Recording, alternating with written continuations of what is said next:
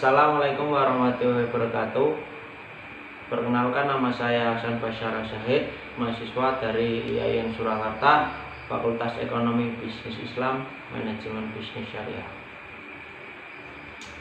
Saya di sini ingin menjelaskan sedikit konsep tentang business plan yang sudah saya buat. Oke, sebelum kita lanjut ke video, jangan lupa like, comment, and subscribe video ini serta tekan tombol lonceng di bawah agar kalian tidak ketinggalan video-video berikutnya. Oke, langsung saja.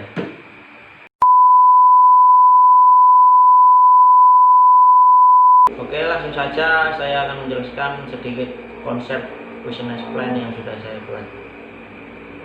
Untuk produk yang akan saya buat, saya berencana membuat marsote. Marsote merupakan makanan yang sebenarnya sih belum banyak yang tahu, tapi ini makanan sudah sangat terkenal. Marsote merupakan kepanjangan dari martabak sosis telur, dan saya sedikit menambahkan variasi pada sausnya. Saya memberi saus yang pertama saus pedas, saus tomat, saus barbecue, dan saus teriyaki. Oke, konsep yang pertama yaitu tentang analisis strategi. Yang pertama, analisis internal dari produk. Kemampuan sumber daya. Untuk kemampuan sumber daya dapat dilihat dari terciptanya variasi saus pedas yang digunakan. Kami bisa menciptakan atau menemukan inovasi dalam produk yang saya akan buat, yaitu dengan menambahkan berbagai macam rasa saus. Untuk yang kedua yaitu kemampuan modal. Modal itu merupakan aspek yang sangat penting demi lancarnya suatu usaha. Di sini saya akan menggunakan modal pribadi untuk mengawali bisnis yang akan saya buat. Untuk selanjutnya, analisis SWOT. Analisis SWOT merupakan strategi yang digunakan untuk memperlancar bisnis saya ke depannya. Oke, untuk yang selanjutnya, analisis eksternal. Analisis eksternal terdiri dari analisis pelanggan, analisis kompetitor, dan analisis pasar, serta analisis lingkungan. Untuk analisis pelanggan, kami menyasar semua kalangan, tapi yang kami utamakan adalah mahasiswa dan para pelajar, karena marsote ini merupakan makanan yang kekinian dengan berbagai macam saus yang disukai oleh mahasiswa atau pelajar. Untuk yang selanjutnya, analisis kompetitor. Analisis kompetitor untuk makanan pedas sebenarnya sudah banyak di Indonesia. Contohnya seblak setan dan bakso mercon, serta masih banyak yang lainnya.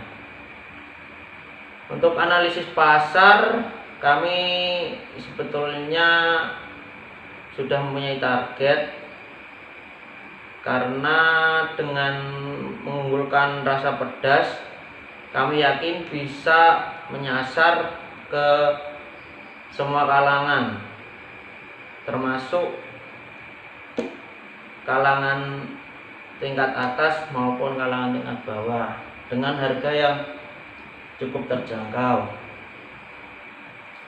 Untuk analisis lingkungan dekat, yaitu ada pemasok, pendatang baru, ancaman produk substitusi, dan daya tawar konsumen.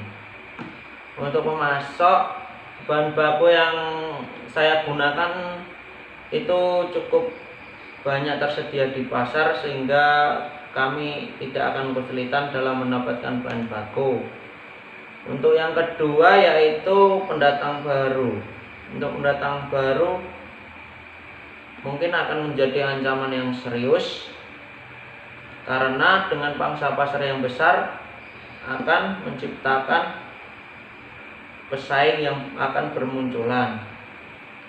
Untuk yang ketiga yaitu ancaman produk substitusi. Dengan adanya produk substitusi dapat mengancam usaha kami, karena produk substitusi biasanya harganya lebih murah. Terus untuk yang selanjutnya, daya tawar konsumen.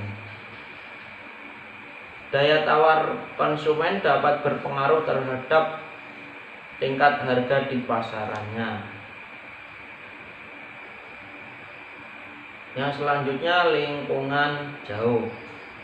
Lingkungan jauh yaitu sosial, teknologi, politik, ekonomi. Untuk sosial, dengan tingkat pertumbuhan penduduk yang terus meningkat akan membuat pangsa pasar lebih luas lagi. Teknologi, dengan adanya teknologi dapat menciptakan pangsa pasar yang baru serta dapat memperlancar pemasaran yang akan kami lakukan. Politik, kebijakan pajak pemerintah membuat usaha harus memikirkan pengeluaran.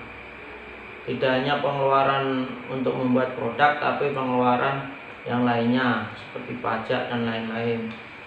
Ekonomi, nilai tukar rupiah yang semakin rendah membuat harga barang-barang akan ikut naik, akan mempengaruhi harga bahan bakunya juga.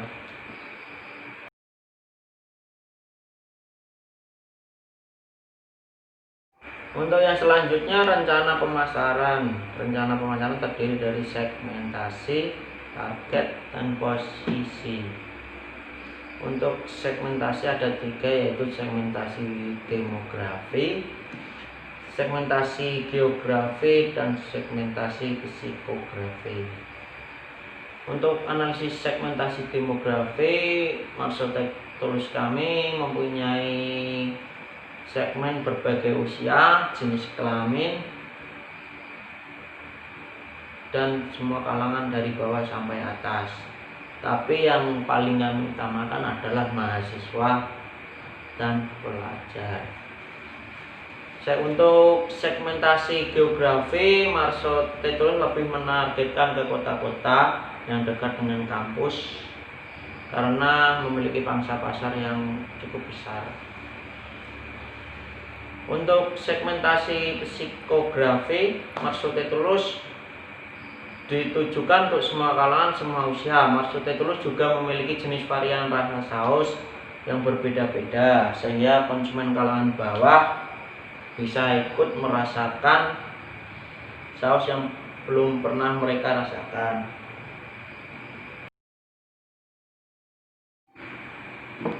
Untuk yang selanjutnya yaitu targeting atau target produk. Maksudnya tulus mempunyai target konsumen dari berbagai kalangan, dari kalangan atas sampai bawah, berbagai usia, dari anak kecil sampai dewasa. Karena maksudnya tulus ini sangat cocok dengan lidah masyarakat Indonesia yang suka dengan makanan pedas. Untuk yang selanjutnya yaitu positioning atau posisi. Posisi produk maksudnya tulus saat ini hanya sebuah jajanan yang menawarkan berbagai varian rasa, dan saya yakin dengan saya memberikan varian rasa, maksudnya tulus bisa menjadi market leader. Karena makanan pedas merupakan makanan yang cocok dengan lidah masyarakat Indonesia. Untuk yang selanjutnya yaitu marketing mix. Yang pertama, produk. Maksudnya merupakan salah satu hasil dari kreativitas masyarakat Indonesia yang menggabungkan gulai lumpia, kemudian telur, dan ditambahkan sosis atau kornet. Maksudnya tulus bisa menjadi jajanan yang murah, enak, bergizi, serta sehat. Marso Petrus mempunyai banyak varian rasa saus pedas yang sesuai dengan lidah masyarakat Indonesia. Oke, untuk yang selanjutnya yaitu place atau tempat. Untuk place atau tempat, Marso Petrus ini hanya rencananya hanya akan mendirikan satu stand, yaitu di Jalan Slamet Riyadi nomor 212 Solo, Jawa Tengah, sehingga untuk konsumen hanya terbatas di sekitaran saja. Tapi jika ada pelanggan dari jauh ingin membelinya, bisa langsung datang saja atau bisa memesannya melalui aplikasi Grab atau Gojek.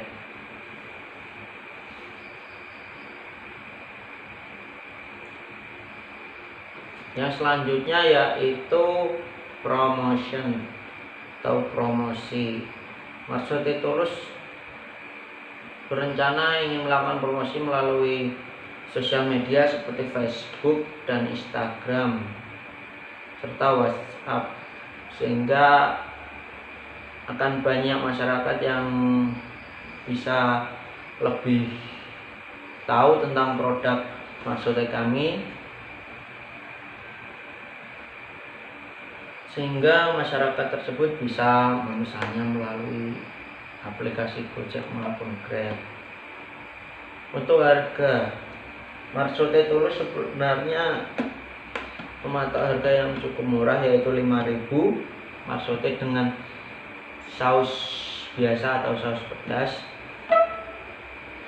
Tapi jika ingin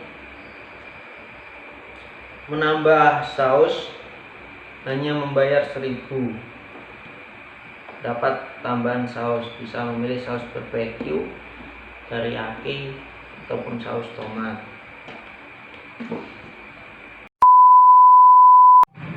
Oke, mungkin itu sedikit yang bisa saya jelaskan tentang konsep bisnis plan saya. Apabila ada kritik maupun saran, bisa via komentar atau DM di IG saya, yaitu @basazahid. Oke. Untuk yang terakhir kalinya, saya ingatkan jangan lupa like, comment, and subscribe channel ini, serta tekan tombol lonceng agar kalian tidak ketinggalan video-video berikutnya. Oke, see you, bye bye. Wabillahi taufiq wal hidayah. Wassalamualaikum warahmatullahi wabarakatuh.